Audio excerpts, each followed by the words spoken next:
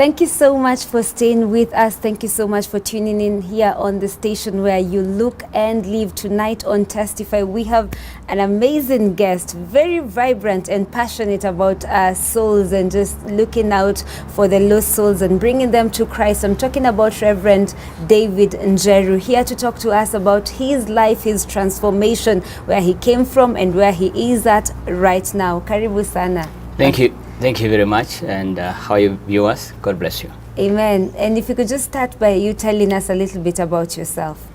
Well, my name is Reverend David Njeru. I'm born again. I'm blessed of the Lord. I'm married to one female wife. Very pleasant. She's called Naomi.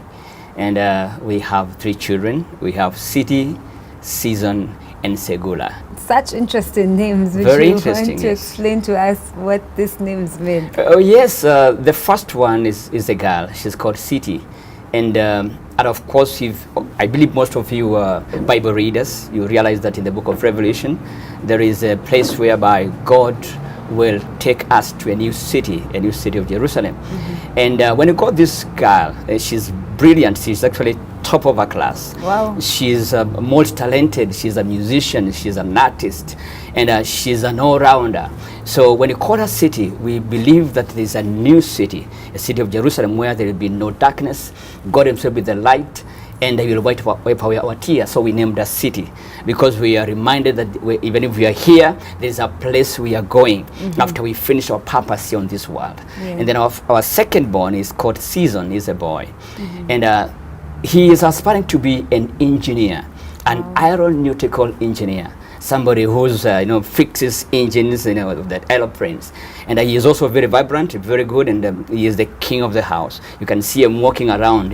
He is just like his father. And Season, we are also reminded that in season and out of season, we are supposed to represent Christ. Yeah. Even if we are in crisis, Christ has to be seen, so we call him Season. And that reminds us of our call. And our firstborn City, she's aspiring to be a medical doctor.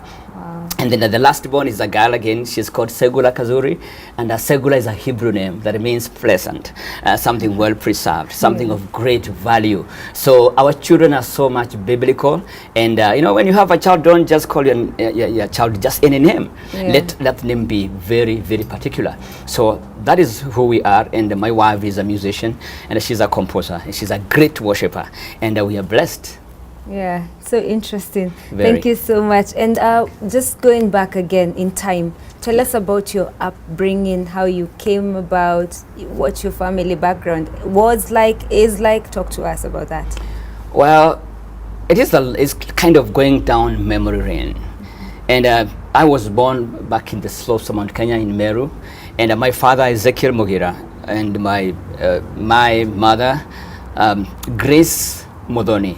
They used to be peasant farmers, and as usual, my father was very hardworking. He has these coffee bushes, and he would do some farming of maize and some beans. And in our family, we are 8. We are born 8, and it happened that I was born the last one, number 8. And no wonder that I'm all the traits, the traits that I have, all of them seems like they are all new beginnings. Yeah. I was growing up. And I remember when I was still young, going to nursery school, I had one friend of mine called Elias. And this Elias is also a reverend like me up to now, is my friend. And I remember that time I used to just go to this nursery school and then cross over to their reach, and I would carry some tea with me. And one time I remember that tea actually poured over my pants, and I was just there. But he told me, because we have come because of this love, we will be my friend together, as much as we can, and we are still friends. Those days we used to write down on the floor, not just on a blackboard. And we grew up like that, nursery school. And before you go to nursery school, you would put your hand like this, and when you touch your other ear, then now you are aged to go to school. You're promoted. Promoted, and that is what happened. So we grew a little bit like this, and at home there wasn't enough, the 4 boys and the 4 girls. And I could see my mother really struggling. Most of the days we would actually eat boiled maize without beans, what we would call githeri. it wasn't really a githeri because it was just boiled maize, because there's no beans. And sometimes there is not even no salt. Salt is the cheapest thing, but sometimes we just eat it. And I would remember that my mother and my dad would tell us, now, this is the beginning of life. God has blessed us with this. Let's bless it and eat it with thanksgiving. But at the back of our mind, we'd actually ask ourselves, why were we born in this kind of a poverty? Why could this be? And I remember as we went to school, my school was about 5 kilometers away, and I would run every morning there. And we did not even have shoes on. I could run to school and come back by lunchtime. And sometimes, most of the time, we'll find that there is nothing to eat. Sometimes we'll just check from the gate and you see there's some smoke billowing, from the kitchen, and think, wow, this is a sumptuous lunch. Only to enter into the kitchen and they find that there was like a firewood which was there from the morning, and the fire did not go off, and it was like, oh my. And then we're like going back again to school. And then of course we had some guava plants and some oranges, so I would go to the shamba, pick one guava and chew it as I go back to school. And when I'm there, when everybody's belching, I'm also belching. And because others have eaten a sumptuous lunch, but I've only eaten a fruit. And that actually prepared me for life.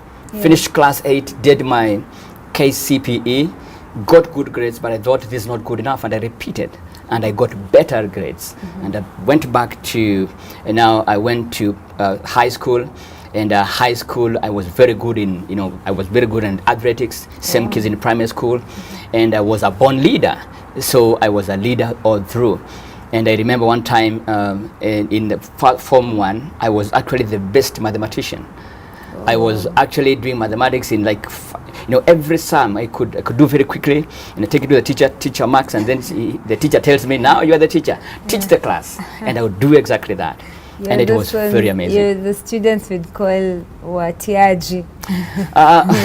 Teachers. Well, I wouldn't really know, because this is a new term which has just come with this generation. But those days we were very genuine with ourselves, very genuine. Hakuna ile kujifanya atiwe ni kimbelembele. With me it was natural. It was coming from within myself. I was I was actually naturally an outgoing person, a people-loving person. And I remember one of the girls there is called Elose. And she's also, she's also born again, and she's a servant of the Most High God. I remember one time she asked me, how do you do these things? Then I tell her, be careful, understand the question, and then carefully you will be able to get the answer. And she was like, wow, when I grow up, I would like to be like you. And of course, that was just in Form 1. So moving on, how after you went through high school, was that easy for you in terms of monetary school fees? How was that for you? It wasn't really easy. It was very difficult, because I remember when I was going to Form 1, my dad, because we didn't have much, he actually sent me to school with 800 Kenya shillings. Fees for the whole term.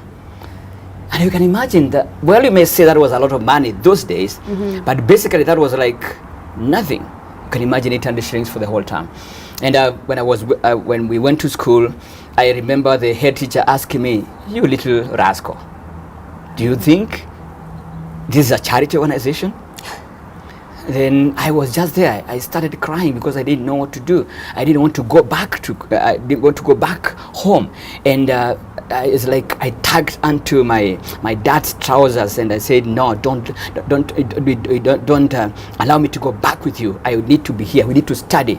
And then the head teacher said, they're giving you 1 week to clear the school fees. And it was difficult because I was in a village school, but as I was growing, I was also very good in athletics, in football, and the school realized I'm very potential.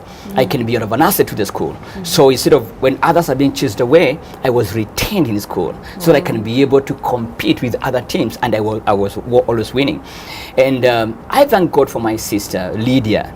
She's a civil servant. She works with KRA, Kenya Revenue Authority, and she actually picked me from that school up country, and she brought me in the city of Nairobi, and she actually took me to Parklands High School. It was one of the best schools then.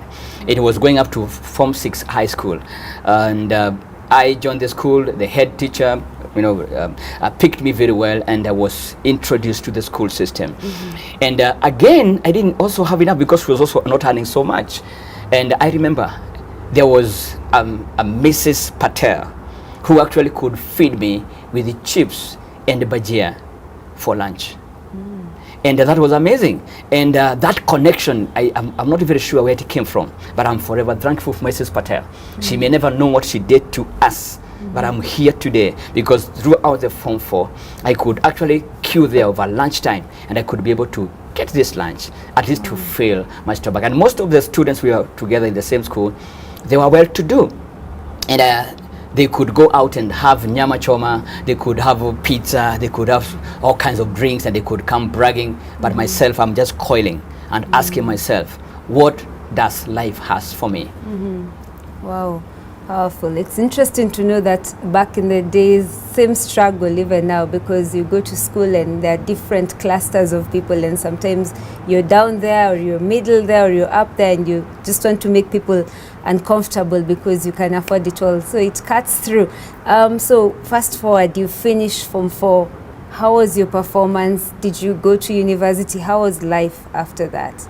Well, when I was still in Form 4, my leadership skills were still nurtured because of the school realized that this is an asset to the school, and I was actually the games captain, and I could steer my team or the school to different levels of winning trophies. And then after that, when I did my Form 4, actually it was in secondary school where I wanted to do pure sciences, and I met this Mr. Patel. Mr. Patel could actually make fun of us, especially me.